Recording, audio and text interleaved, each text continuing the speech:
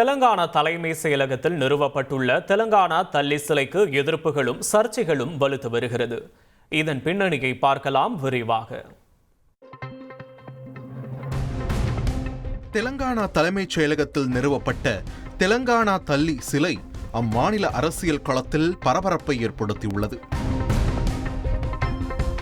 தெலுங்கில் தள்ளி என்ற சொல்லுக்கு தாய் என பொருள். தமிழ்நாட்டிற்கு தமிழ்த்தாய் உள்ளது போல தெலங்கானாவிற்கு தள்ளி என்ற பெயருடன் சிலை அறிமுகப்படுத்தப்பட்டது. தெலங்கானா தள்ளி சிலை முந்தைய பிஆர்எஸ் ஆட்சியின் போது அறிமுகப்படுத்தப்பட்ட நிலையில் அந்த சமயத்தில் சிவப்பு நிற புடவை, தங்க நிற பார்டர், தலையில் கிரீடம், ஒரு கையில் மக்காச்சோளம் வைத்தபடியும் மற்றொரு கையில் பதுகம்மா எனப்படும் கலாச்சார அடையாளத்தை வைத்தபடியும் சிலை வடிவமைக்கப்பட்டிருந்தது.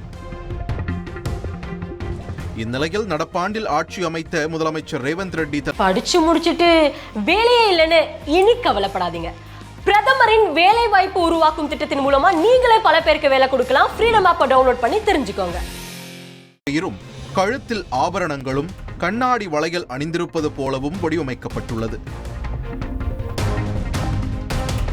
மேலும் இடுப்பில் ஒட்டியானத்திற்கு பதிலாக புடவையை இடுப்பை சுற்றி சொருகி இருப்பது போல வடிவமைக்கப்பட்டுள்ளது.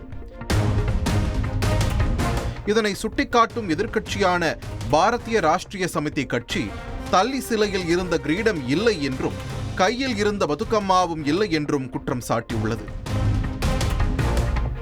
அத்துடன் நிறுவப்பட்டிருப்பது தெலங்கானா தள்ளி சிலையா அல்லது காங்கிரஸ் தள்ளி சிலையா என்று பிஆர்எஸ் கட்சி கேள்வி எழுப்புகிறது. மற்றொரு புறம் சிலையை வடிவமைத்த சிற்பி சிலை வடிவமைப்பு குறித்து விளக்கம் அளித்துள்ளார். தற்போதைய சிலையில் பச்சை புடவை உடுத்தி இருப்பது தெலங்கானாவின் பசுமையை குறிப்பதாகவும், இடுப்பில் சேலை சொருகி இருப்பது வேலைக்கு சென்ற பெண்களையும் போருக்கு சென்ற பெண்களையும் பிரதிபலிப்பதாக தெரிவித்துள்ளார். தெலங்கானா அன்னை வைரம், மரகதம், கிரீடங்களுடன் தான் இருக்க வேண்டுமா? நம் தாயை போன்ற தோற்றத்தில் இருக்கக்கூடாதா? தள்ளி சிலை நம் தாயின் பிரதியாக இருக்க வேண்டும் என அறிஞர்கள் பரிந்துரைத்தபடியே வடிவமைக்கப்பட்டுள்ளதாக தெலங்கானா முதலமைச்சர் ரேவந்த் ரெட்டி தெரிவித்துள்ளார்.